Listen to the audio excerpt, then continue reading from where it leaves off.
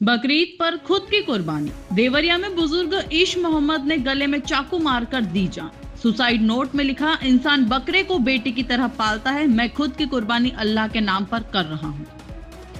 बकरीद के दिन एक धार्मिक आस्था से जुड़ी लेकिन बेहद चौंकाने वाली घटना सामने आई है, जिसने न सिर्फ स्थानीय लोगों को बल्कि पूरे प्रदेश को स्तब्ध कर दिया है। देवरिया जिले के उधोपुर गांव निवासी ईश मोहम्मद 60 वर्षीय ने बकरीद की सुबह ईद उल अजहा की नमाज अदा करने के बाद घर के बाहर अपनी बनी एक झोपड़ी में जाकर खुद का गला चाकू से रेत कर अपनी जान दे दी। परिजनों के अनुसार नमाज के बाद ईश मोहम्मद सीधे झोपड़ी में चले गए।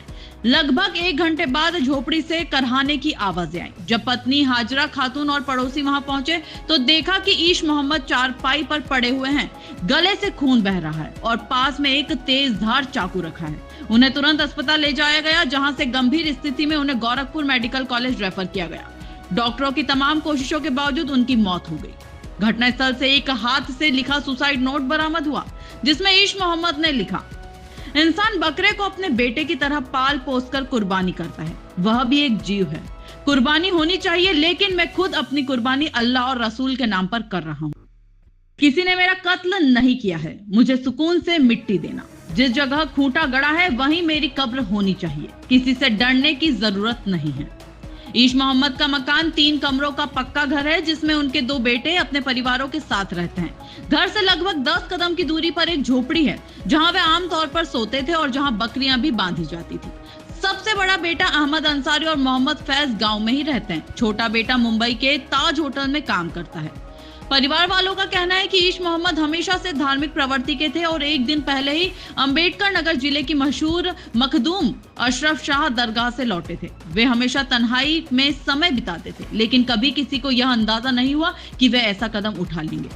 मौलाना शहाबुद्दीन रजवी, अध्यक्ष ऑल इंडिया मुस्लिम जमात, इस्लाम की नजर में खुद की कुर्बानी देना हराम है। अल्लाह इंसान की जान लेने की इजाजत नहीं देता, यह इस्लाम की मूल भावना के खिलाफ है। इस घटना को कुर्बानी कहना गलत होगा, यह एक नाजायज कदम है।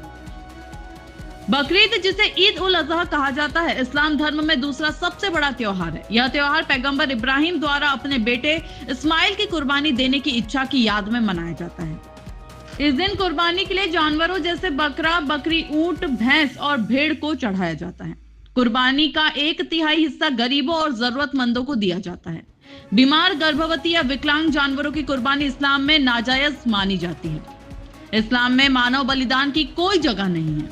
ईश मोहम्मद की इस खुद की कुर्बानी ने समाज को कई सवालों के कटघरे में खड़ा कर दिया है। क्या यह धार्मिक श्रद्धा से प्रेरित एक अतिरेक था या किसी गहरे मानसिक तनाव और अवसाद का नतीजा? ऐसी घटनाएं बताती हैं कि धार्मिक आस्था और सामाजिक शिक्षा के बीच संतुलन बनाए रखना कितना जरूरी है। यह मामला प्रशासन और समाज के लिए चेतावनी है कि मानसिक स्वास्थ्य को नजरअंदाज नहीं किया जा सकता। ईश मोहम्मद की आत्महत्या को कुर्बानी कहना न सिर्फ इस्लामी सिद्धांतों के खिलाफ है, बल्कि समाज के मानसिक और धार्मिक विमर्श में भी विकृति का संकेत है। यह मामला एक गहरी मानसिक, धार्मिक और सामाजिक समीक्षा की मांग करता है। यह सिर्फ एक मौत नहीं, बल्कि एक चेतावनी है, धार्मिक भावनाओं को समझने और सही दिशा देने की। मानसिक स्वास्थ्य को नजरअंदाज करना घातक हो सकता है। आपको क्या लगता है? अपने विचार कमेंट करके जरूर बताएं।